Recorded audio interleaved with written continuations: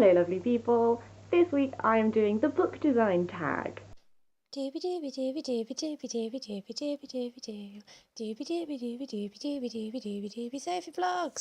this tag was originally created by Holly over at Holly Dunn Design, who is one of my favourite YouTubers slash booktubers.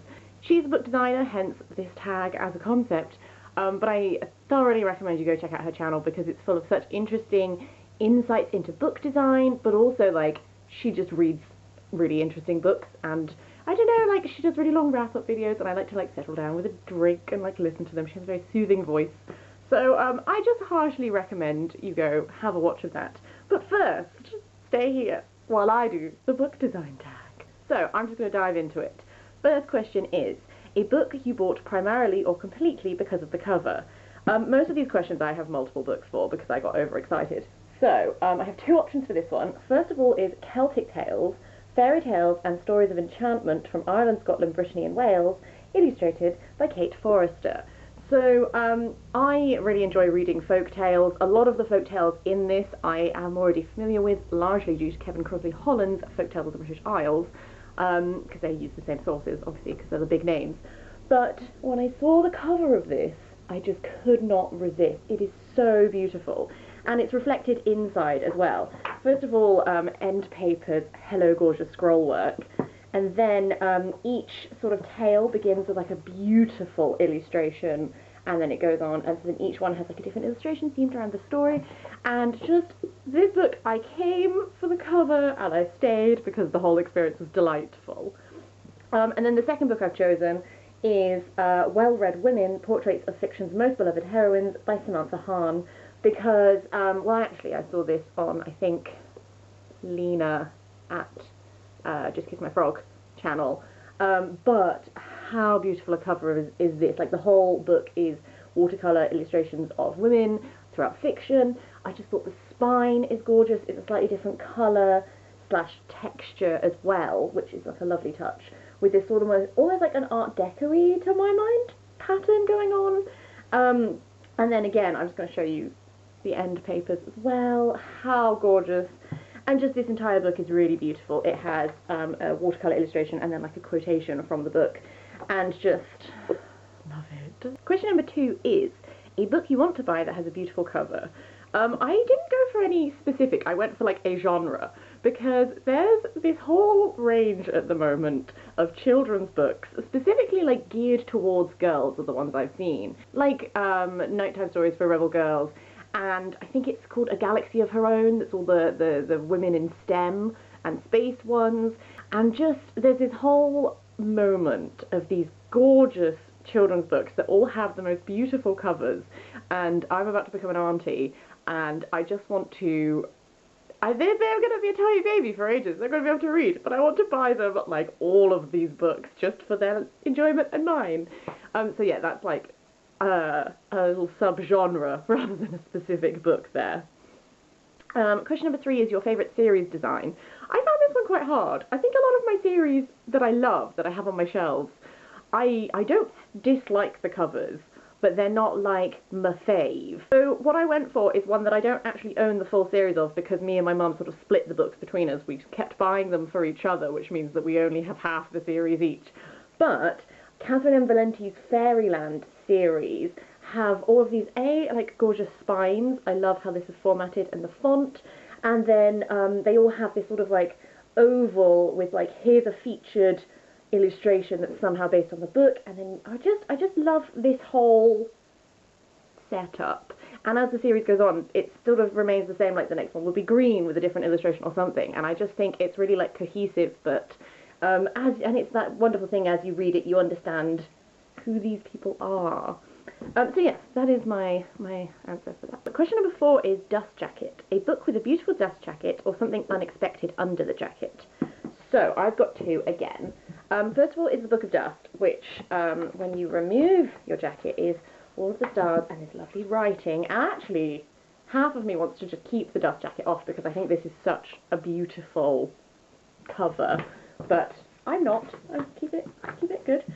But then this is the one which I feel like really like yes about, because it's a beautiful dust jacket or something unexpected under the jacket, and this has both. And I totally bought this book for the aesthetic, and then I was like, oh, but it was actually really, really great. So this is A Thousand Nights by E.K. Johnston, which this is beautiful, and as you can see, there is a glimpse of what is underneath the dust jacket.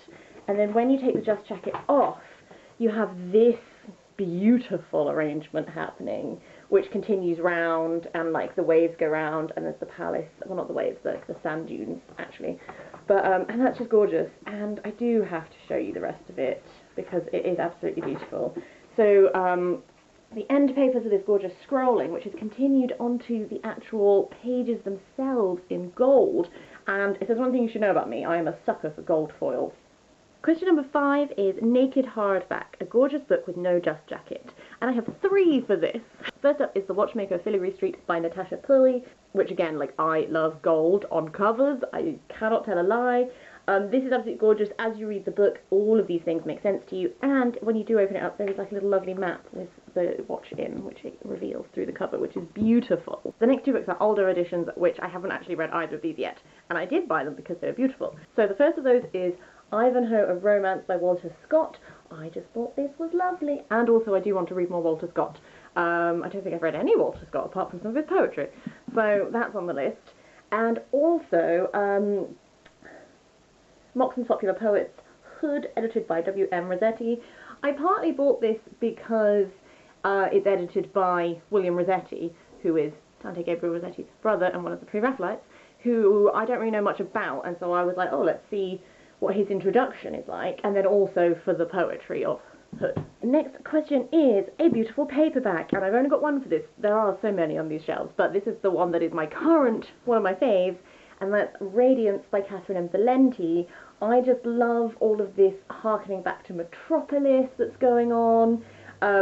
Cinema and silent film and stuff is like a whole theme in this, and like these little like cinema reels that are part of the design and all this sort of stuff. I think this is really good, beautiful. I also really love the spine and just a little silhouette of her there. Just gorgeous. Question number 7 is a non-fiction book with a lovely cover.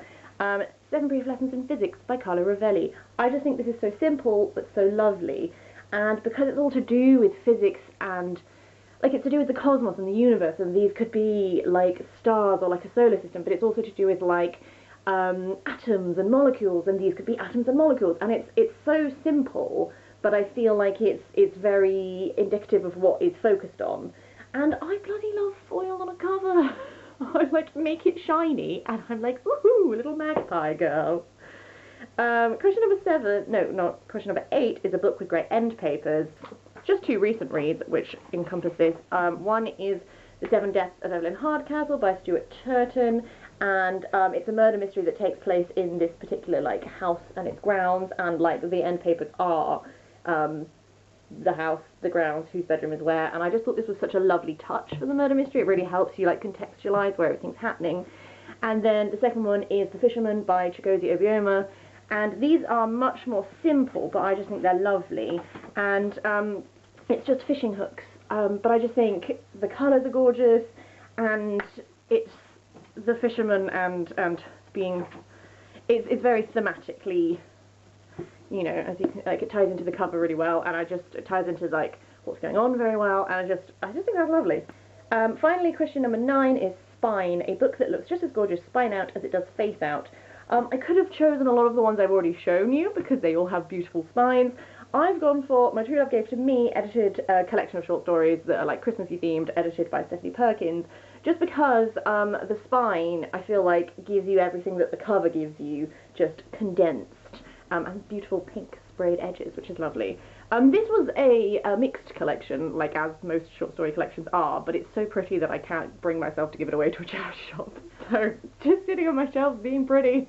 Okay, and then question number 10 is Tag Some Friends. I'm going to tag Matt from NCS Books and Miriam from Between Lives and Lies. You're both wonderful booktubers who do incredibly interesting videos, but I'm also sure that you both have some fantastically beautiful books on your shelves, and I personally would love to see them. That's it. I just think the tag is so lovely and so fun. Like, I know there's like a whole like don't judge a book by its cover, but actually when you look at it from a book design point of view, like a lot of work goes into book design, and it's quite nice to appreciate that sometimes and be like, yes, I didn't buy it didn't buy it just because of the cover, I bought it also because I wanted to read all of these books. However, covers are beautiful, end papers are beautiful, and it's just nice to appreciate all of the work that goes into building a book as a physical object. Okay, I'm going to stop babbling. I just got really overexcited. I'm going to, do something else.